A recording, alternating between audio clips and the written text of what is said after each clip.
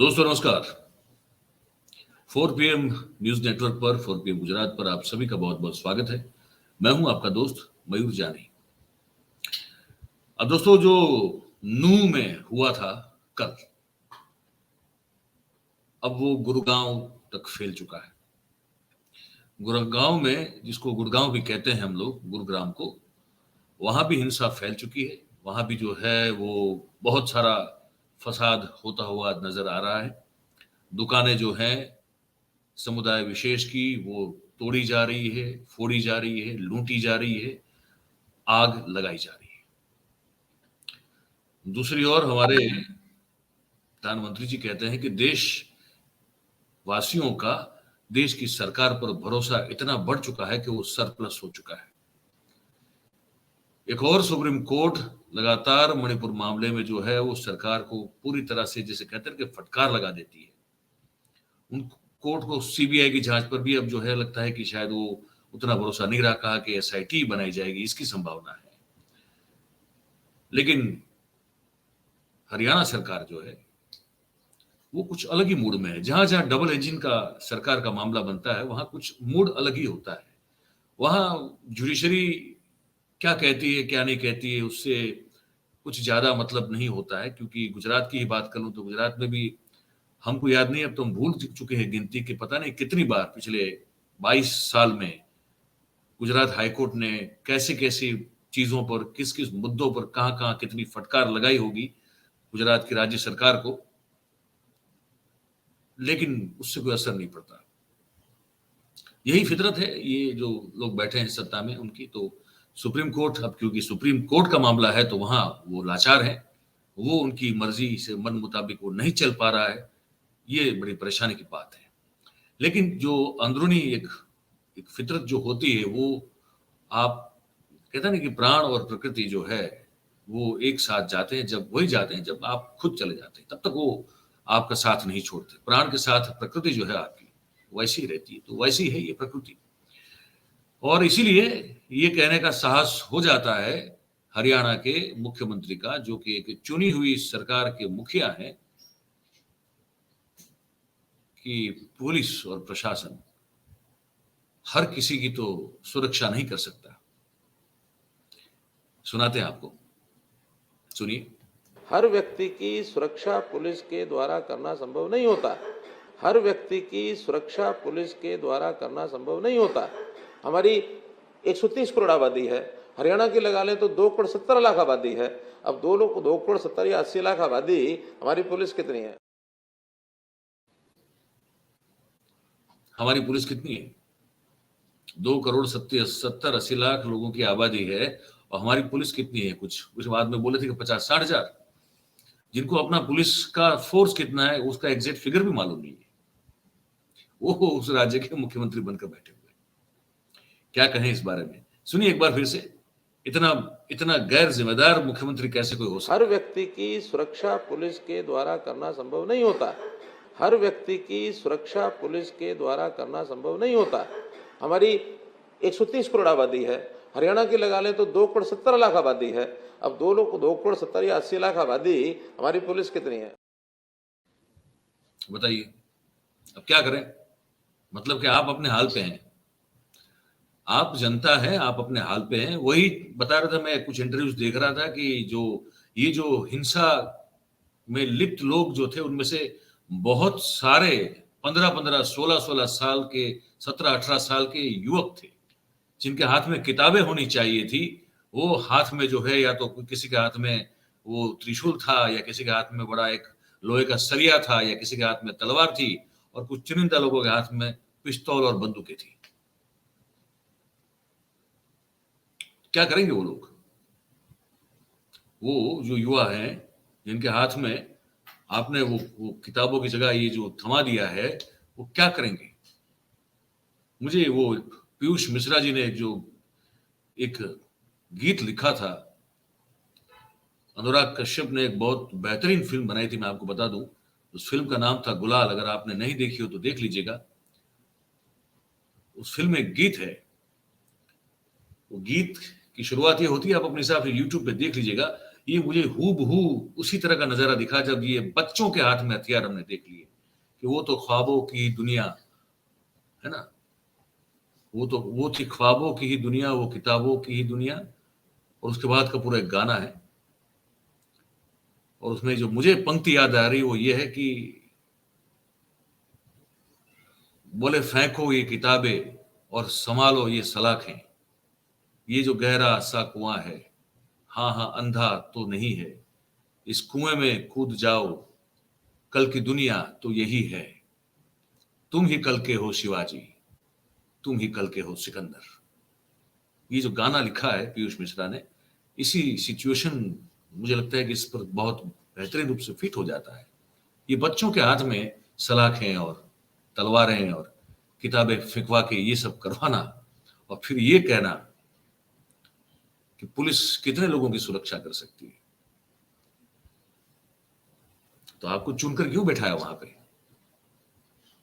आपको चुनाव जितवाकर जो आपने और चौटाला जी ने मिलकर जो वहां पे सत्ता काबिज की है, वो उसका मतलब क्या बनता है? आप क्या वहां पे सिर्फ उद्घाटन करने के लिए, भाषण करने के लिए? और खट्टर साहब तो फिर प्रख्यात हैं लोगों को ये कहने के लिए कि इसको फांसी पे लगा दूंगा, इसका सर कलम करवा दूंगा। इसके लिए बिठा के रखा हुआ है क्या आपको? ये बड़ी, अब इसको शर्म तो आती नहीं, क्या कहें शर्म की बात है। लेकिन सुप्रीम कोर्ट ने अभी एक चीज और बोल दी है। सुप्रीम कोर्ट ने कह दिया, उसने जो है एक डायरेक्शन दे दी है आज जो पुलिस अथॉरिटीज हैं कि आपको इंश्योर करना है, आपको ये बिल्कुल इस चीज का ध्यान रखना है कि कोई भी वायलेंस या कोई भी हेट स्पीच जो है, हिंसा या नफरत फैलाने वाला कोई भी भाषण या कोई भी एक ऐसा वक्तव्य अगर वो किसी भी धरना प्रदर्शन में या प्रोटेस्ट मार्च में अगर कोई करता है जो कि वीएचपी और बजरंग दल के द्वारा आयोजित होता है, तो उसको आपको पूरी तरह से वीडियो रिकॉर्ड करना होगा। और आप इसमें कोई बहाना नहीं बना सकते कि आपकी फोर्स कम है या आपका वो कम है या आपका ये कम है, आपकी इच्छा शक्ति कम है। कोई भी चीज जो है बहाने के तौर पर वहां पे नहीं चलेगी। ये सुप्रीम कोर्ट ने आज डायरेक्शन दे दिया है, निर्देश दे दिया है इस चीज का सुप्रीम कोर्ट ने। अब उनके जो मुख्यमंत्री है दुष्यंत चौटाला, उन्होंने भी जो कहा है, उन्होंने कम से कम इस चीज को माना है कि ये हम इसमें विफल रहे हैं। कम से कम इतनी ईमानदारी दिखाई आप सुन लीजिए। करनी थी उसको पूरा टाइट कर दिया गया, क्योंकि जो आयोजक थे कल की यात्रा के, उनने भीड़ एस्टिमेशन का प्रॉपर ब्यौरा डिस्ट्रिक्ट प्रशासन को नहीं दिया। कहीं ना कहीं उसकी कमी के कारण ये दुर्घटना कल हुई। मैं तो आपके माध्यम से भी सबसे यही आग्रह विनती करूंगा कि अमन शांति बना के रखें। हमारे प्रदेश में आज तक के इतिहास में ऐसी घटना नहीं हुई। जिन लोगों ने इस घटना को आगे उकसाकर करने का काम किया, उनके खिलाफ सख्त से सख्त कार्रवाई। फ्री प्लान के भी कोई इनपुट मिल रहे हैं कि ऐसा फ्री प्लान था इस तरह का? देखिए, इनपुट्स अलग अलग तरीके के आए हैं। वहां पर नरेंद्र बिजारनिया जो एसपी भिवानी थे, उनको डिप्लॉय कर दिए गए। पुलिस इन्वेस्टिगेट कर रही हर पहलू को, और जैसे ही उसका निष्कर्ष आएगा वो भी आपके सामने। अभी के हालात क्या है सर? पीसफुल। ये उनको बताया गया था। मैं जो अपने कुछ सूत्रों से बात कर रहा था कि इनपुट आईबी की ओर से गए थे। ये इनपुट गए थे आईबी की ओर से कि यहाँ इस यात्रा में हिंसा हो सकती है, गड़बड़ हो सकती है, शांति और सौहार्द का जो माहौल है वो बिगड़ सकता है। ये इनपुट दिया गया था, वो सुना नहीं गया। इसके बाद ये दृश्य जो हमको देखने को मिल रहे हैं, अब ये गुरुग्राम के आप देख लीजिए, मैं आपको दिखाता हूं।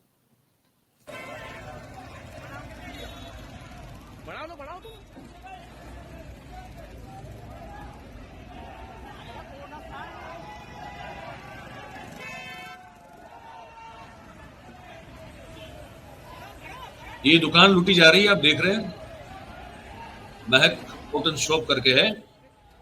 के अंदर जो भी है, एयर कूलर से लेके जो भी चीजें हैं, उसको फेंका जा रहा है, उठाया जा रहा है, लूटा जा रहा है।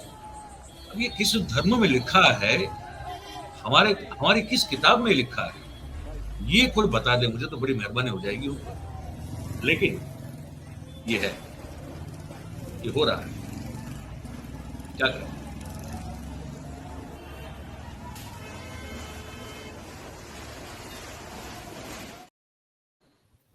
एक और दृश्य दिखाता हूं मैं आपको।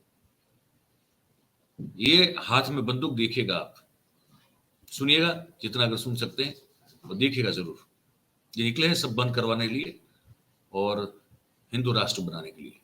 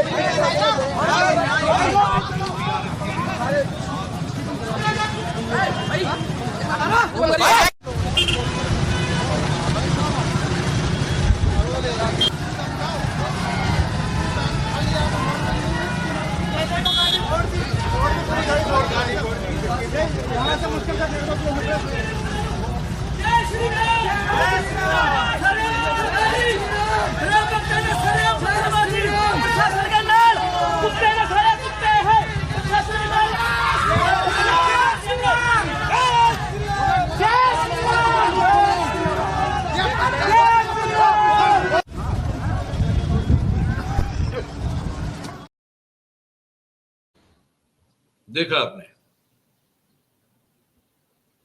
हाथों में हथियार है, बंदूक है, किसी के हाथ में छुरा है, पुलिस के साथ साथ चल रहे हैं। और पुलिस के हाथ में क्या है? लाठी। मुझे एक चीज समझ में आज तक नहीं आई, बरसों से नहीं आई, चाहे कोई भी राज्य देख लो इस देश का, वहां किसी की भी सरकार क्यों ना हो, उन सरकारों ने कभी भी अपने पुलिस फोर्स को स्ट्रेंथन करने की, मजबूत करने की, उसकी तादाद और फोर्स बढ़ाने की और उसको अत्याधुनिक करने की कभी भी कोई कोशिश की हो, ये मेरे मेरे मेरे खुद के ध्यान पर तो नहीं है। ये अगर किसी हो तो मुझे बताए। मेरा अभ्यास जो कहता है पुलिस को कोई ना आधुनिक करता है, ना मॉडर्न करता है, ना उसकी फोर्स बढ़ाता है, वो बेचारी सी बेबस सी रहती है। वर्कलोड उस पर उतना होता है कि वो 2-2 दिन तक घर पे जा नहीं पाती है ना। तनख्वाह इतनी कम होती है कि ईमानदारी से गुजारा कर नहीं सकते हैं। ये हाल बना के रखा है। जहां जहां जो भी राज्य में, जिस भी राज्य की चुनी हुई सरकार है, चाहे वो कांग्रेस की हो या भारतीय जनता पार्टी की हो, किसी की भी हो, या आम आदमी पार्टी जैसे पंजाब में अब चुन कर आई है तो उसकी भी बात कर लूं मैं भी, किसी की भी हो, ये पुलिस को कोई मजबूत करना नहीं चाहता है। और फिर कहते हैं कि क्या कहें, 2 करोड़ 70 लाख की आबादी और पुलिस फोर्स सिर्फ 50-60 हजार, तो आप बढ़ाइए ना, रोजगार दीजिए, उसके साथ साथ रोजगार तो दे पाएंगे। गुजरात सरकार ने घोषणा की थी 2022 के चुनाव के वक्त कि जैसे सरकार नहीं बनेगी हमारे तो हम तुरंत जो है 10,000 के आसपास कुछ पुलिस के पद भरेंगे, और फिर पूरा एक वो शेड्यूल दे दिया था। आज तक कुछ नहीं हुआ है, अभी तक कुछ नहीं हुआ है। पुलिस की बहुत सारी समस्या खुद की है, वो फिर अलग से किस दिन बात करेंगे। लेकिन मुझे एक चीज और दिखानी है जो बड़ी बड़ी इंटरेस्टिंग है। न्यूज लॉन्ड्री करके एक समाचार माध्यम, इंडिपेंडेंट मीडियम है, उनके एक पत्रकार हैं, अनमोल प्रीतम नाम है शायद उनका। अनमोल प्रीतम रिपोर्टिंग करने के लिए गुड़गांव में जो है वो काम अपना कर रहे थे। कोई मुसलमान इलाका था, वो बड़ा वहां जो है वो काफी उनको मतलब परेशान किया गया था, और वो लोग जो है वो शायद घर छोड़ के, मोहल्ला छोड़ के जा रहे थे। वो इस चीज का रिपोर्टिंग करने के लिए वहां पहुंचा था, और उसके साथ क्या हुआ वो आप देखिए और सुनिए ध्यान से।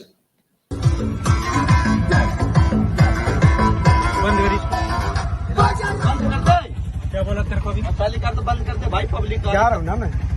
कितनी देर लगेगी जाने में? जा रहा हूँ। तेरी पार्टी बैठ तेरी पार्टी देख लो, यहाँ मारना बड़ा मानो तुम आए तो तेरा उसमें अरे खाई दो भाई इसमें। जा रहा हूँ। हिंदुओं का मुसलमान है, हिंदू मुसलमान है। दस तो भाई चल निकल निकल भाई। अभी बोल के गए थे ना आपको। फिर भी तू कर रहा है, इंटरव्यू ले रहा है क्या? यही बहुत परेशान है, यही लोग हैं आप। ये लोग बहुत परेशान है भाई। हमें पता है, फिर वे परेशान ना हमारा, हमें पता सब कुछ कहानी। आपको पता क्या कहानी हो रही, ठीक है? काटिए कर बस इसको कैमरे में। ठीक है, जा रहे हो सर, जा रहे हो। चलो डॉक्टर तो कैमरा बंद कर। हिंदू हो कि मुसलमान हो ये बताओ। उसने बताया कि वो कार्ड पे लिखा था अनमोल प्रीतम नाम है इस पत्रकार का, तो नाम में दिखा कि शायद ये हिंदू है, तो फिर कहा कि चलो ठीक है, थम्स अप का अंगूठा दिखाया, जाओ। तो कितने बार कहना पड़ेगा? तो कह रहा है कि वो लोग बड़े परेशान है। तुमको क्या पता कितने कौन कितना परेशान है? तो ये है कि हम जो है अब अगर अपना काम भी अगर करना चाहें, हमारा काम होता क्या है, जो स्थिति है वहां स्थल पर जब जाते हैं, स्पॉट रिपोर्टिंग क्या होती है? स्पॉट रिपोर्टिंग होती है जहां आप पहुंचे, वहां की जो भी स्थिति हालात जो है, दृश्य जो है, उसको आप कैप्चर करें, उसके बारे में जानकारी इकट्ठा करें और उसको रिपोर्ट करें। ये कहते हैं स्पॉट रिपोर्टिंग। ठीक है, तो वो वही कर रहा था, वो जो रिपोर्टर था वो गलती से मुसलमान होता तो पता नहीं क्या होता। वो तो नाम सुना, देखा, पढ़ा वो आई कार्ड पे, तो पता चला कि नहीं हिंदू है, तो फिर वो थम्स अप का इशारा किया और कहा कि अब निकल। और तब फिर तसल्ली नहीं हुई तो खड़े हुए बाहर निकले, गाड़ी का वो दरवाजा खोला और फिर कैमरा बंद करवा दिया। तो जिस लोकतंत्र की दुहाई देते हैं हमारे प्रधानमंत्री, जब भी बाहर जाते हैं बहुत फोर्स करते हैं इस चीज पर, जो है लोकतंत्र पर, डेमोक्रेसी पर बहुत जोर से बोलते हैं, ठोक बजा के बोलते हैं। कैसी लोकतंत्र या कैसी डेमोक्रेसी है, ये हमने ये जो प्रीतम करके रिपोर्टर है उसके साथ जो घटना है वो हमने आपको दिखा दी। तो आप अब सोचिए पूरे मामले को लेकर आप अपनी जो भी सोच बताते। तो हिंसा तो अभी गुरुग्राम में हो ही रही है, लेकिन हरियाणा पुलिस के पास फोर्स नहीं है, सरकार के पास पुलिस नहीं है उतनी, क्या करें? तो मुख्यमंत्री ने कह दिया कि हर किसी का तो रक्षा नहीं हो सकता है। तो वही प्रभु श्री राम के भरोसे आप अपना जीवन काटिए, सुरक्षित रहिए, स्वस्थ रहिए और मेहरबानी करके अपनी विवेक बुद्धि को मत खोइए, अपनी कॉमन सेंस को मत खोइएगा और दिमाग स्वस्थ रखते हुए संयम बरतिए। भड़काने की कोशिश बहुत होगी, भड़केगा मत, ये आपसे हम बार बार अपील करेंगे। हमारा जो प्लेटफॉर्म है 4P, वो भी अपील करेगा आपसे, इसमें किसी भी बहकावे में ना आए, अपने दिमाग का सही इस्तेमाल करें। बस यही आपसे विनती है। माहौल जिस तरह से है, उस माहौल में ये बार बार कहना बहुत जरूरी हो जाता है। तो बस ये आपको कहना था। आप जो भी सोचते हैं इस पूरी बातचीत को लेकर जो हमने आपको बताया, तो आप हमारा जो कमेंट बॉक्स है इसमें आप लिख के हमको बताइए जरूर। और बात अगर आपको हमारी सच्ची लगती हो तो फिर इस वीडियो को लाइक कीजिएगा और इस वीडियो के लिंक को शेयर कीजिए, हो सके उतना, तो सही बात ज्यादा से ज्यादा लोगों तक पहुंच पाएगी। और फिर हमारी जो चैनल है उसको लाइक कीजिए, सब्सक्राइब करिए और करवाइए जितना हो सके उतना। आप सब हमारे साथ इस कार्यक्रम में जुड़े, आप सभी का बहुत बहुत धन्यवाद करते हैं। Thank you very much. नमस्कार।